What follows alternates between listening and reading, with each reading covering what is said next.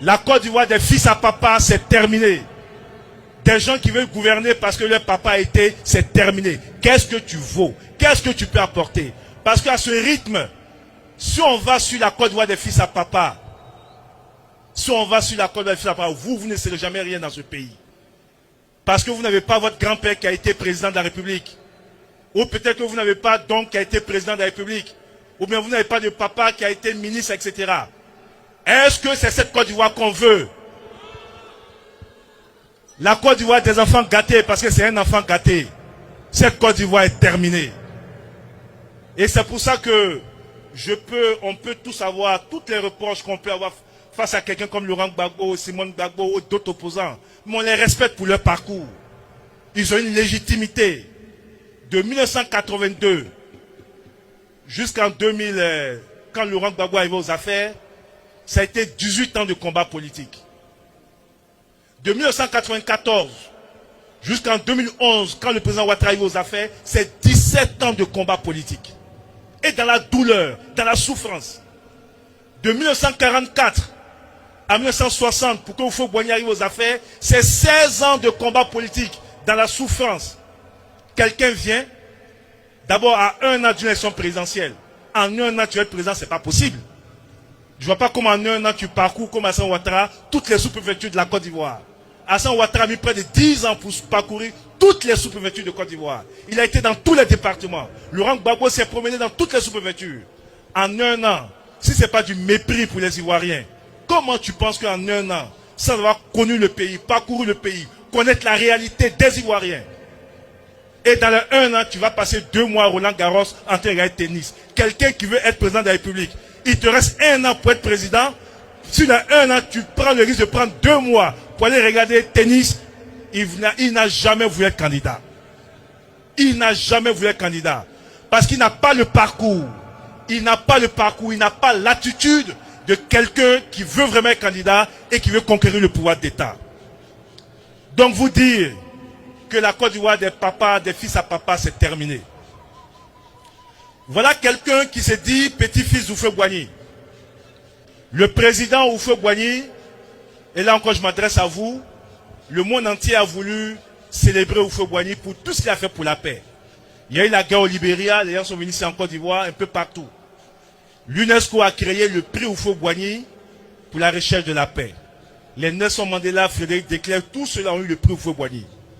Pendant 30 ans, chaque année à Paris était célébré le prix Houphouët-Boigny.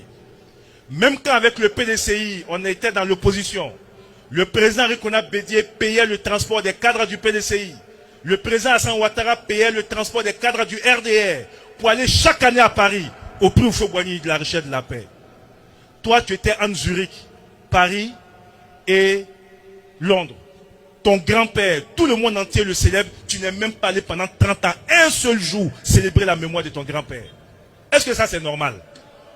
Si c'est vraiment ton grand-père, les gens se déplacent depuis Abidjan, partout, pendant 30 ans, tu peux dire si c'est à Abidjan c'est loin, mais c'est à Paris, tu es à Paris. Tu n'es pas allé une seule fois à une seule cérémonie d'hommage à la mémoire de ton grand-père.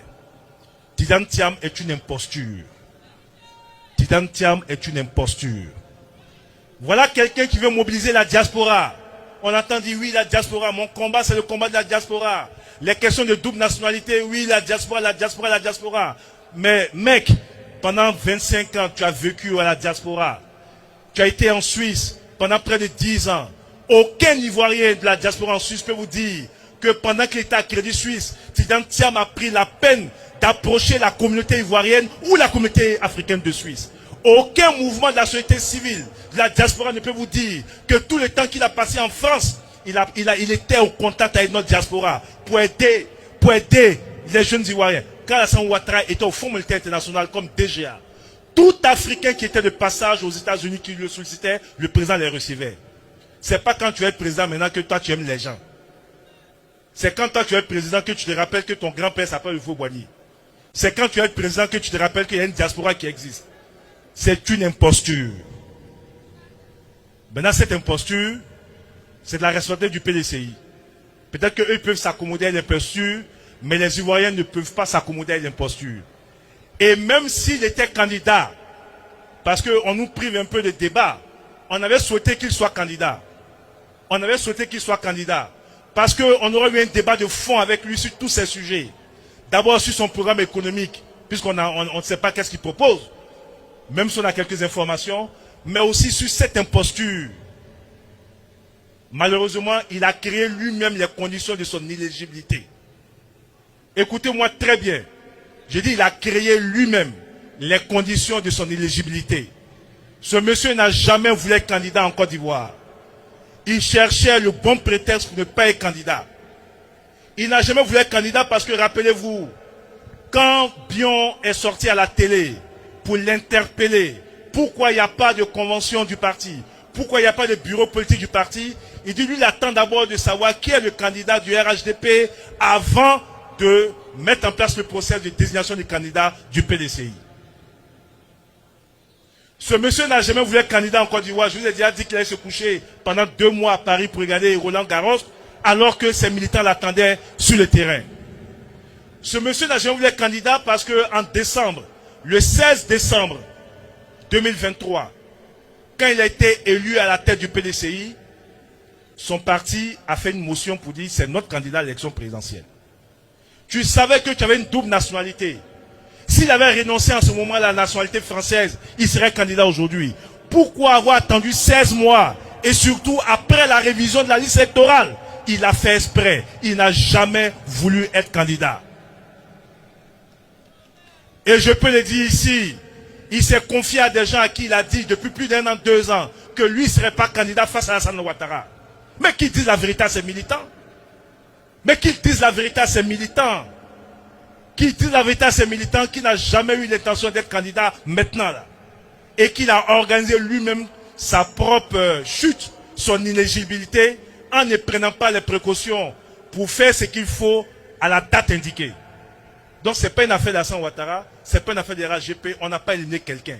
Lui là, il s'est auto-exclu, c'est lui-même qui s'est éliminé. On dit, il faut aller au marché. On dit, il y a un bus qui passe tous les matins à 8 h pour prendre tout le monde pour aller au marché. Toi, tu te réveilles à 10 h et puis tu commences à pleurer, mais pourquoi le bus ne m'a pas pris? Mais pourquoi tu n'étais pas là à 8 h?